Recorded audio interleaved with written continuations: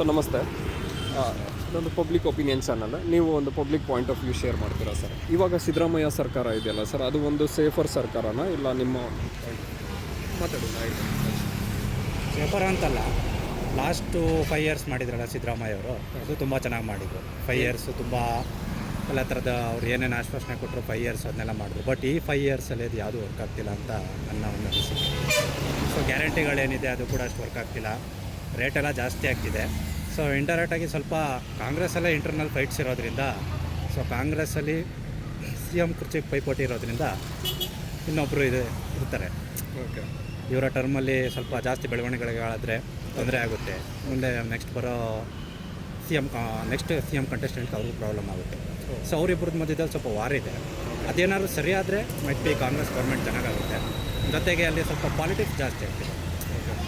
Ahinda CM ಬೇಕು ಅಂತ ಒಂದಷ್ಟು, ಇನ್ನೊಂದು ಒಕ್ಕಲಿಗ CM ಬೇಕು ಅಂತ ಒಂದಿಷ್ಟು ಜನ, ಈ ಕಡೆ ದಲಿತ CM ಬೇಕು ಅಂತ ಒಂದಿಷ್ಟು ಜನ, ಇನ್ನೊಂದಿನ ನೆಕ್ಸ್ಟ್ CM ಇಬ್ರಾಹಿಂ ಅವರಿದ್ದಾರೆ, ಮುಸ್ಲಿಂ CM ಬೇಕು ಅಂತಲೂ ಫೈಟ್ ಬಂದರೂ ಬರ್ಬೋದು. ಡಿಸೆಂಬರ್ಗೆ ಈಗ 2 ವರ್ಷ ಕಂಪ್ಲೀಟ್ ಆಗುತ್ತೆ ಸಿದ್ದರಾಮಯ್ಯ ಅವ್ರಿಗೆ. ಆಫ್ಟರ್ ಡಿಸೆಂಬರ್ ಕುರ್ಚಿಗೋಸ್ಕರ ಏನೇನು ಫೈಟ್ ಆಗುತ್ತೋ ಗೊತ್ತಾಗೋದಿಲ್ಲ. ಸೊ ಅಲ್ಲಿ ತನಕನೂ ಸದೃಢ ಸರ್ಕಾರ ಅಲ್ಲ ಇದು ಅಂತ ಅನಿಸುತ್ತೆ.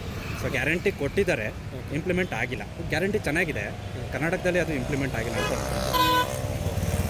ಸೊ ಇವಾಗ ನೀವು ಹೇಳಿದ ಗ್ಯಾರಂಟಿ ಬಂದ್ಬಿಟ್ಟು ಕರೆಕ್ಟಾಗಿ ಅಪ್ಲೈ ಆಗಿಲ್ಲ. ಮೇ ಬಿ ಬಂದ್ಬಿಟ್ಟು ಮೋದಿ ಸರ್ಕಾರ ಶುರುವಾದಾಗಿಂದ ಎಲ್ಲೂ ಅದು ಬಂದ್ಬಿಟ್ಟು ಇವ್ರಿಗೆ ಪ್ರಭಾವ ಜಾಸ್ತಿ ಆಯಿತು. ಇಲ್ಲಿ ಕರ್ನಾಟಕ ಅವ್ರದ್ದೆಲ್ಲ ಫೋಕಸ್ ಕಂಪ್ಲೀಟ್ಲಿ ನೇಷನ್ ವೈಸ್ ಆಗೋಯಿತು, ಸ್ಟೇಟ್ ವೈಸ್ ಇನ್ನೂ ಫೋಕಸ್ ಮಾಡಲಿಲ್ಲ. ಇವಾಗ ಎಕ್ಸ್ಪೆಕ್ಟೇಷನ್ ಆ ಲೆವೆಲ್ ಇರೋದ್ರಿಂದ ಇವ್ರು ಮಾಡೋದೆಲ್ಲ ಕಡಿಮೆ ಆಗ್ತಿದೆಯಾ ಅನಿಸಿಕೆ ಬರ್ತದೆ.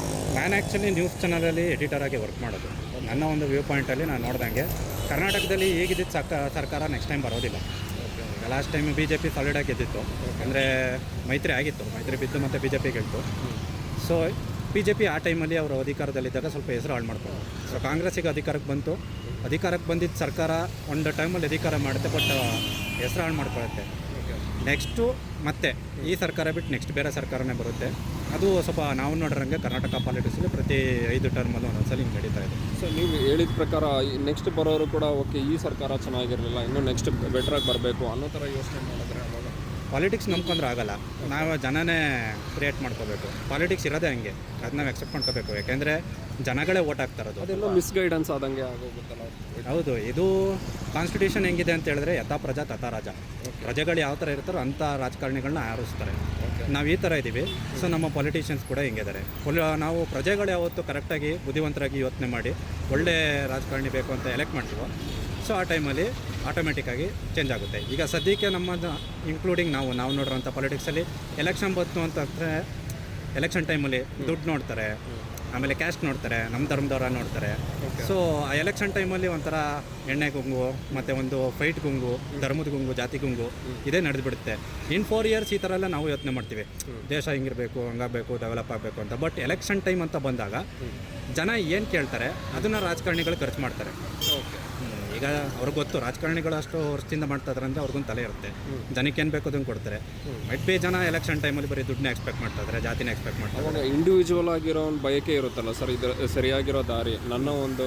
ಈಗ ಫಾರ್ ಎಕ್ಸಾಂಪಲ್ ಹಾಗೆ ನಿಮ್ಮನ್ನ ಕ್ವಶನ್ ಮಾಡ್ತೀನಿ. ಇಂಡಿವಿಜುವಲ್ ಆಗಿ ನನ್ನ ಒಂದು ರಾಜಕೀಯ ನಾಲೆಜ್, ಅದಾದಮೇಲೆ ನನಗೆ ನನ್ನ ಲೈಫ್ ಡೆವಲಪ್ಮೆಂಟ್, ಎಜುಕೇಷನ್ ವೈಸ್ ಇಲ್ಲ ಫ್ಯಾಮಿಲಿ ಡೆವಲಪ್ಮೆಂಟ್, ನಾರ್ಮಲ್ ಆಗಿ ಸೊಸೈಟಿಕಲ್ ಪಾಯಿಂಟ್ ಆಫ್ ವ್ಯೂ ಅಲ್ಲಿ ಹೇಗಿರಬೇಕು ಒಬ್ಬ ಇಂಡಿವಿಜುವಲ್ ಥಾಟ್ ಪ್ರೋಸೆಸ್, ಈ ಥರ ಒಂದು ಕನ್ಫ್ಯೂಷನ್ ಪೊಲಿಟಿಕಲ್ ಇದ್ದಾಗ ನಮ್ಮ ಪ್ರಕಾರ ಎಜುಕೇಷನ್ ಫ್ರೀ ಇರಬೇಕು.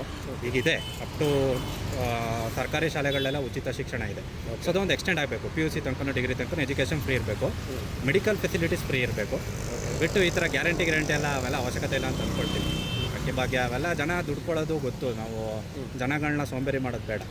ಎಜುಕೇಷನ್ ಫ್ರೀಯಾಗಿ ಕೊಡಲಿ, ಮೆಡಿಸಿನ್ಸ್ ಫ್ರೀಯಾಗಿ ಕೊಡಲಿ.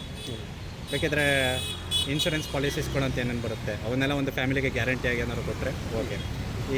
ಈ ಥರದ ಈಗ ಸದ್ಯಕ್ಕಿರೋ ಗ್ಯಾರಂಟಿ ಒಂದು ಟರ್ಮ್ ತನಕ ಜನಗಳನ್ನ ಅಟ್ರ್ಯಾಕ್ಟ್ ಮಾಡ್ಬೋದು ಅಷ್ಟೇ. ಬಟ್ ಲಾಂಗ್ ಟೈಮ್ ಅದು ಅಟ್ರ್ಯಾಕ್ಟ್ ಮಾಡೋದಿಲ್ಲ. ಏನಿದು ಅಟ್ರ್ಯಾಕ್ಟ್ ಮಾಡ್ತಿದೆ ಪಾಸಿಟಿವ್ ಪಾಯಿಂಟ್ ಅಂತ ಅಂದ್ಕೊಂಡಿದ್ರೆ ಇದೇ ನೆಕ್ಸ್ಟ್ ಎಲೆಕ್ಷನ್ಲಿ ಇದು ಅವ್ರಿಗೆ ನೆಗೆಟಿವ್ ಆಗುತ್ತೆ. ಈಗ ಎಜುಕೇಷನ್ ವೈಸ್ ನೀವು ಹೇಳಿದ್ರಲ್ಲ, ಈಗ ನಾರ್ಮಲ್ ಆಗಿ ಒಬ್ಬ ಗ್ರ್ಯಾಜುಯೇಟ್, ಆ ಗ್ರ್ಯಾಜುಯೇಟಿಗೆ ಇವಾಗಿರೋ ಪ್ರೆಸೆಂಟ್ ಇದರಲ್ಲಿ 15,000 ಮೇಲ್ಗಡೆ ಹೋಗೋದೇ ಇಲ್ಲ. BCom ಮುಗಿಸಿರೋವನಿಗೆ 15,000, ಒಬ್ಬ ಗಾರ್ಡನಲ್ಲಿ ಕೆಲಸ ಮಾಡೋರು ಇಲ್ಲ ನಾರ್ಮಲ್ ಆಗಿ ಕೆಲಸ ಮಾಡೋರಿಗೆ 12,000 13,000. ಆ 2,000 ರೂಪಾಯಿಗೋಸ್ಕರ ಡಿಗ್ರಿ ಬೇಕಾಗಿದೆಯಾ? ಇಲ್ಲ, ಆ್ಯಕ್ಚುಲಿ ದುಡ್ಡು ಅಂದರೆ ಈಗ ನಾವು ಏನಾಗ್ತಿದ್ದೀವಿ ಅಂತ ಹೇಳಿದ್ರೆ ಎಜುಕೇಷನ್ ಮೇಲೆ ನಾವು ಡಿಪೆಂಡ್ ಆಗ್ತಿದ್ದೀವಿ.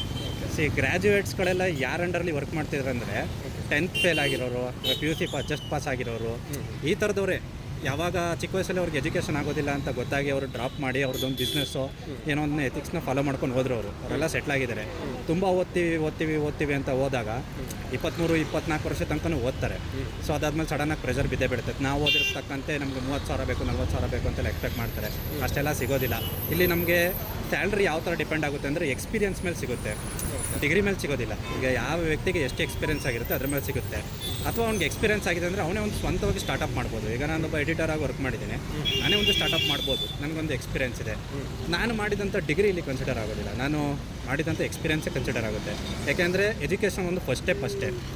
ನಾವು ಲೈಫಲ್ಲಿ ಸೆಟ್ಲ್ ಆಗಬೇಕು ಅಂತ ಹೇಳಿದ್ರೆ ಒಂದು ಫಸ್ಟ್ ಸ್ಟೆಪ್ನ ನಾವು ಸರಿ ಮಾಡ್ಕೋಬೇಕು ಅಂತ ಹೇಳಿದ್ರೆ ಫಸ್ಟ್ ಸ್ಟೆಪ್ ಯಾವುದು ಅಂತ ಹೇಳಿದ್ರೆ ನಾವು ಇದನ್ನು ಮಾಡ್ತಾ ಇದ್ದೀವಿ ಅಂತ ಡಿಸೈಡ್ ಮಾಡಿದ್ರೆ ಫಸ್ಟ್ ಸ್ಟೆಪ್ ಆಗಿರುತ್ತೆ. ಬಟ್ ಎಜುಕೇಷನ್ ಮುಗಿದ ತಕ್ಷಣ ಫಸ್ಟ್ ಸ್ಟೆಪ್ ನಾವು ಏನು ಡಿಸೈಡ್ ಮಾಡ್ತೀವಿ ಅಂತ ಹೇಳಿದ್ರೆ ನಮಗೆ 30,000 ಬೇಕು, 40,000 ಬೇಕು.